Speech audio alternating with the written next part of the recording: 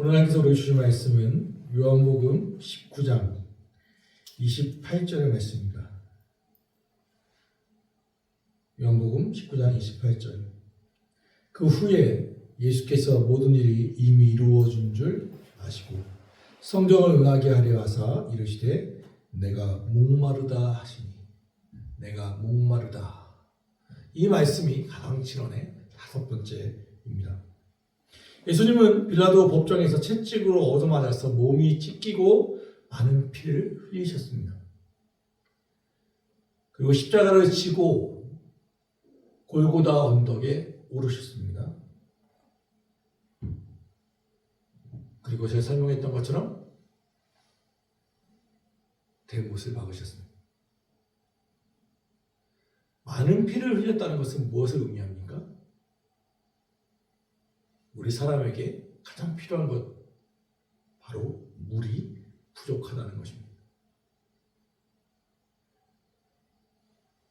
오전 9시 십자가에 못 박히신 순간부터 그의 입술은 바짝바짝 말랐을 것입니다. 저 높이에 떠있는 태양은 야속하기 그지없었을 것이겠죠.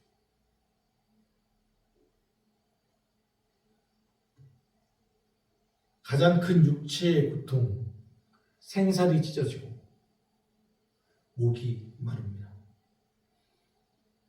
저도 군대에 있을 때 목마름을 경험해 본 적이 있습니다. 오후 2시부터 20kg의 군장을 들고 총을 메고 걸어갑니다. 대낮에 걸어간다는 것이 얼마나 힘든지요. 수통 하나를 차고 있지만 이미 이 수통에 있는 물은 다 먹어버린 지 오래입니다. 50분 행군하고 10분씩 쉬는데도 불구하고 여전히 목이 마릅니다. 마침 유격 행군을 하고 있었는데 옆에 도랑에 그날 오전까지도 비가 왔었습니다. 흙탕물이 흘러가고 있는데 저희 소대원들이 갑자기 행렬을 이탈해서 가서 거기에 푹 머리를 박고 물을 마시는 것을 보았습니다. 그 젊은 22, 23세 청년들이 그 목마름 앞에서 이성을 잃어버리는 것을 보았습니다. 예수님의 이 목마르다라는 말씀을 생각할 때면 저는 그 장면이 떠오르곤 합니다. 내가 목마르다. 그런데 예수님은 실제로 목마르기도 하셨지만 그 이유를 성경을 응하게 하려 하사라고도 합니다. 목적이 있었단 말이에요. 성경에 응하게 하려 하사. 무슨 말씀입니까? 바로 시편에 기록되어 있습니다. 시편 22편 15절. 내 힘이 말라 질그릇 조각 같고 내 혀가 입천장에 붙었나이다. 목마름에 대한 이 시편 22편은 메시아의 시라고 해서 예수님의 십자가에 못 박혀 죽으시는 장면들이 정말 사실적으로 미리 예언되어 있는데 그 말씀 중에 하나가 바로 이 목마름에 대한 이야기였어요. 그러니까 단순히 예수님의 목마름은 당신이 목마름으로 끝나는 것이 아니고 성경의 말씀을 예언을 응하게 하려 하셨다는 거예요. 그럼 왜 성경은 굳이 목마르다고 하는 표현을 하게 했을까? 그것을 왜 예언했을까? 바로 우리를 위한 거예요. 많은 사람들이 목마름을 해결하기 위해서 쾌락에 빠지기도 하고 권력을 탐하기도 하고 또는 물질, 돈의 노예가 되기도 하죠. 그런데 아시는 것처럼 그것들을 먹으면 먹을수록 어떻게 돼요? 마치 저 바닷물처럼 짜고 짜서 결국 우리는 그 홍수 속에서 빠져 죽게 됩니다. 헤어나오지를 못하죠.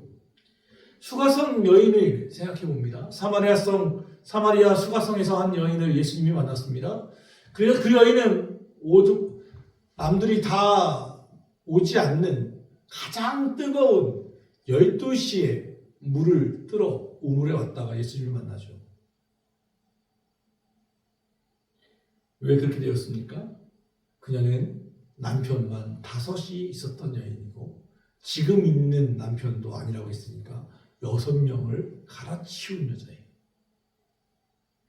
잘 살아보겠다고 또는 이 남자만 만나면 되겠다고 그 사람을 의지했지만 이놈도 아니고 저놈도 아니고 저놈도 아니고 지금 만나고 있는 남자도 아니고. 얼마나 목마른 여인입니까?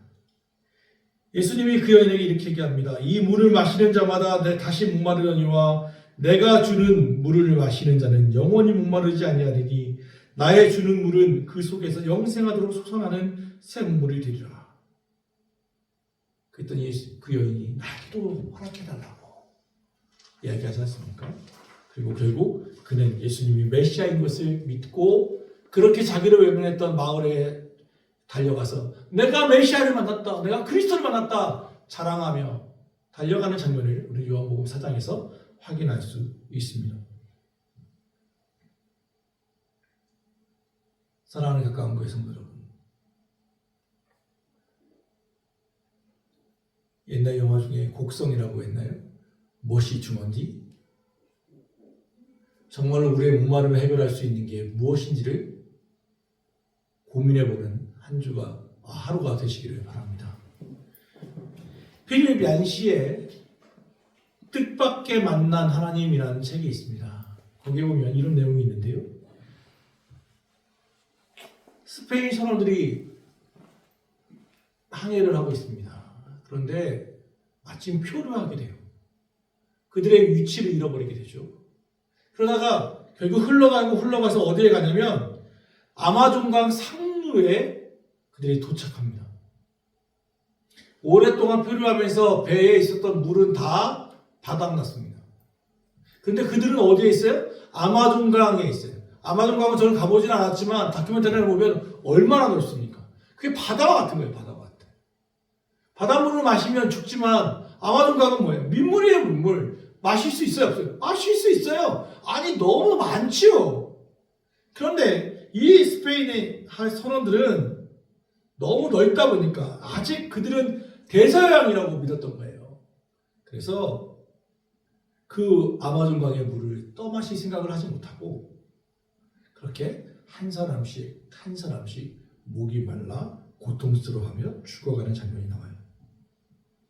무지의 비극이죠.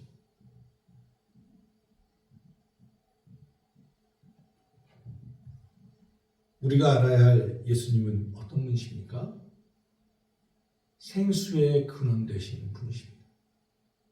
예수님 믿는 자마다 요한복음 7장 38절에 약속하신 것처럼 누구든지 목마르거든 내게로 와서 마시라. 나를 믿는 자는 성경의 이름과 같이 그 배에서 생수의 강이 흘러나리라.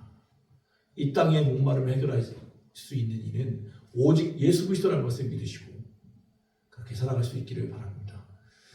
오늘 검은 셔츠를 입었습니다. 왜냐하면 오늘 이 금요일은 고난주간 중에 특별히 성금요일이라고 합니다.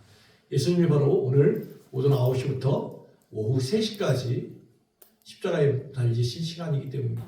그래서 기독교의 전통에 의하면 이 성금요일의 점심은 금식하고 그 금식했던 비용, 점심의 비용을 헌금을 들여서 구제헌금으로 가난한 이들을 사용하는 것이 오랜 기독교의 전통이기도 합니다. 여러분 형편에 따라서 하시기 바랍니다.